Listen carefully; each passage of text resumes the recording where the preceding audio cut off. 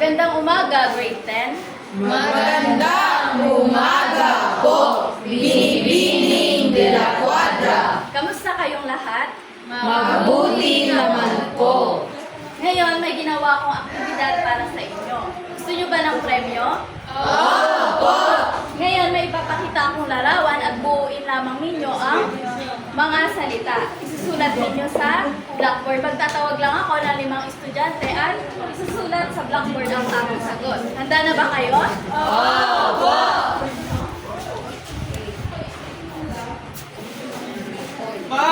Ma'am, dito. Unang larawan. Ako ulit. Baba muna. 1, 2, 3, go! Janice. Ay, ito pinsulat. Yung isang bunso lang bigay mo. Guys, Janice, tax evasion.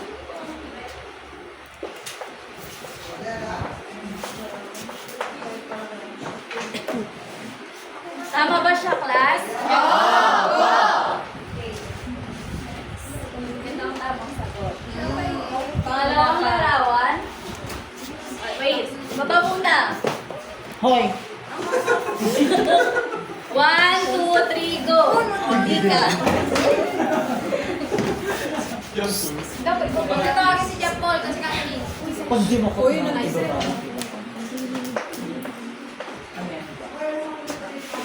ay, dito ako.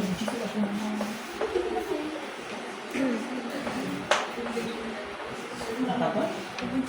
Tama ba siya, class? Opo! Okay. Tamang sagot ay taxi. Ano? Pangatlong larawan. Wait lang, baba muna. Go. Sige, ate, ay, Kay. Wala. Friend.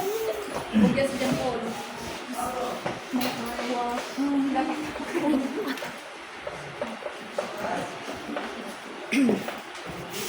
Tama ba siya, class? Opo! Pang-apat. Wait. 1, 2, 3, go. Ay, good. Uy! Kasi nga namin ko. Extension? Tama ba siya? Opo! Ito man yun. Hoy, ako na Hindi. Uy! Wait. Ano ka? Okay na? 1, 2, 3, go. Ikaw na ah. Nauna ako. Mga stab.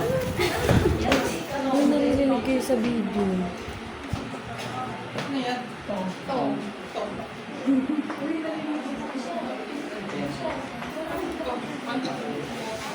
Tama ba siya, class? Opo! Uy, di pa Sino yung mga nag-recycle? Ma'am po! Sabi ko po. Dito.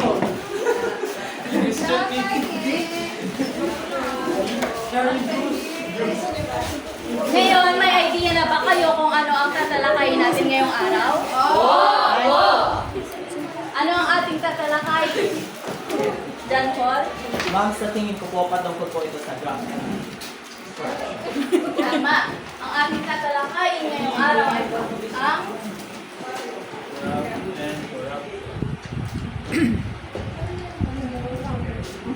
Ngayon, bago tayo magsimula, pakibasa muna ang ating layunin. Natatalakay ang konsepto ng graph at corruption. Napapahalagahan ang pagiging mapanuri ng mga mamamayan upang masolusyonan ang graph at corruption. Nasusuri ang mga uri ng graph at corruption. Ngayon, ang una nating tatalakayin ay ang pakibasa. Sino gusto magbasa? Riyan. Ang tax evasion ay hindi pagbabayad ng buwis karaniwan sa mga negosyo sa pamamagitan ng hindi pagdideklara ng tamang kita.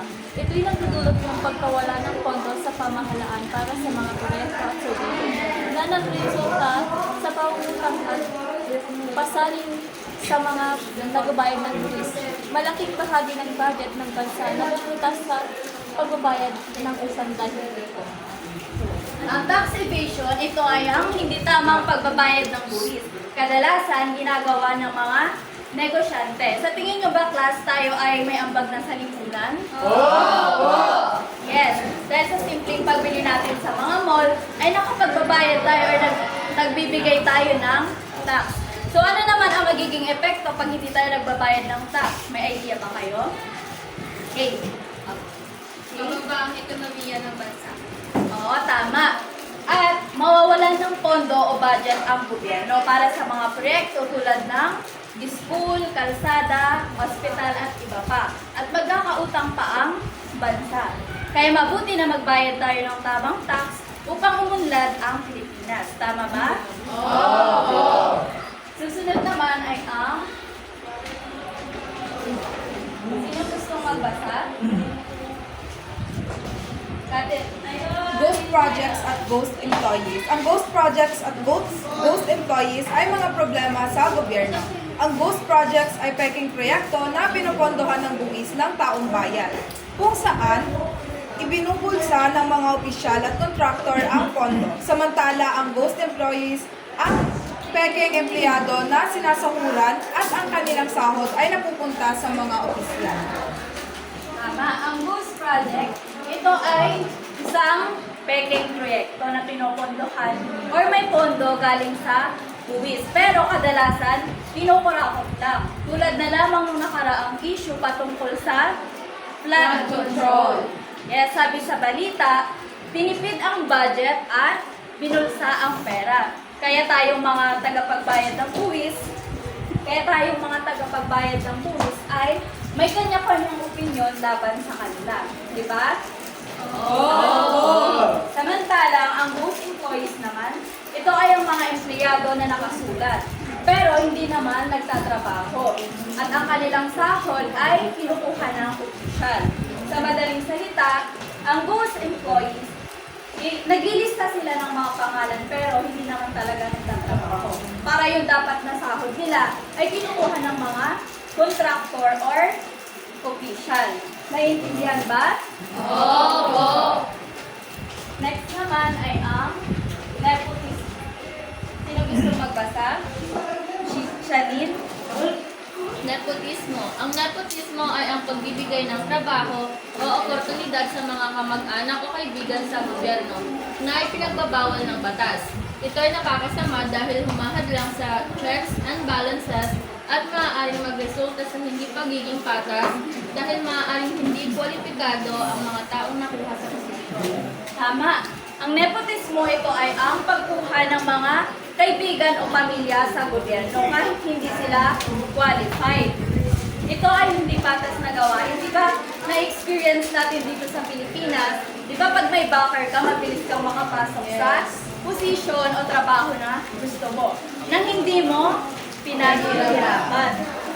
Yan ay hindi patas na gawain dahil kapag may pangarap tayo, kailangan mo natin dumaan sa mga hirap bago natin makamit ang ating pangarap. Ang last ay pang-apat ay ang pakibasa.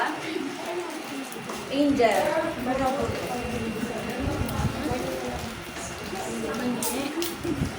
Ang pangingigil ay isang element Kung saan ginagamit ang pananakot, pamimilit o pagbabanta upang makakuha ng pera, ari-arian o pabor mula sa isang tao o grupo na nagdudulot ng takot at pangamba sa biktima. Yes. Ang extortion, sa madaling salita, ito ay ang pagba-blackmail. Tulad na lamang sa balita sa Zamboanga City. Inaresto yung isang pulis at ang kanyang kasamahan dahil sa pangingikil. Humihingi sila ng 90,000 sa biktima kapalit ng hindi pag-aresto sa kanya. Kaya, ay kapalit ng hindi pag-aresto sa kanya. Kaya kailangan wag tayo magpadala sa takot at sa mga humihingi ng pera sa atin. Ang next naman ay ang tong. Makibasa, Shanine. Ang tong ay suhol na ibinibigay sa mga tagapagpatupad ng batas para protektahan ang aming illegal na gawain. Karaniwan itong ginagawa sa mga traffic enforcer para maiwasan ang ticket sa mga wetting lords para hindi masupil ang illegal na sugal at sa mga negosyanteng may illegal na negosyo para hindi maaabala ang kanilang kita. Yes, tama. Ang tong ito ay ang mga suhol sa mga enforcer or police para pagtakpan or protektahan ang kanilang illegal na gawain. Halimbawa, yung mga nagpapatakbo ng mga illegal na pasugalan or mga maling gawain, binibigyan nila ng tong ang mga tiwaling opisyal ng pulisya para hindi sila arestuhin at magpatuloy pa sa kanilang ginagawang operasyon. Paano yan? So, naintindihan nyo ba ang ating pinalakay? Opo! Ngayon, igugrupo ko kayo sa 3 grupo. Ito ang una, pangalawa, at pangatlo. Magsusulat lamang kayo or pipili kayo sa aking mga discuss at sasagutin ang katanungang ano ang magiging solusyon sa korupsyon na napili nyo. Okay, pwede nang magsimula. Bibigyan ko lamang kayo ng 3 minuto.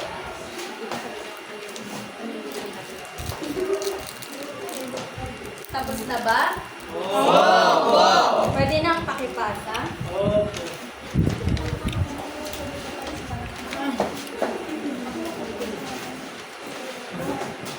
Ngayon, uulitin ko. Ano nga ulit ang graft at corruption? Okay, Catherine? Ma'am, ito po yung kawalan ng kalinisan, integridad at katapatan ng isang taong nanunungkulan. Tama. Bakit naman natin pinag-aaralan ang graft at corruption? Okay, Nika? Ang pag-alam sa iba't ibang uri ng korupsyon ay makakatulong sa atin na pumili ng mga leader na may integridad at tunay na naglilingkod sa bayan. Tama. Dahil ang paglaban sa korupsyon ay hindi lamang tayo ang may solusyon. Kailangan ang bawat individual. Okay. Naintindihan niyo ba lahat ang ating tinalakay? Opo! Ngayon, nagkakaroon tayo ng maikling pagsusulit. Bibigyan ko lamang kayo ng 5 minuto at nasasagutan nito. Pakibasa muna ang panuto bago niyo sagutan. Pakipasa palikod.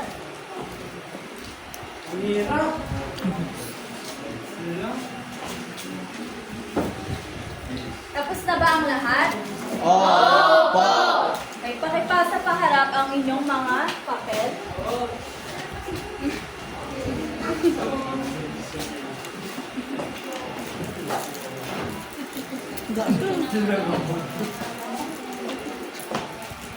Ngayon, nagkakaroon kayo ng takdang aralin. Gumawa lamang ng reflection batay sa ating tinalakay ngayong araw at ipapasa to kinabukasan. Okay? Diyan lamang magtatapos ang ating klase. Paalam na, grade 10.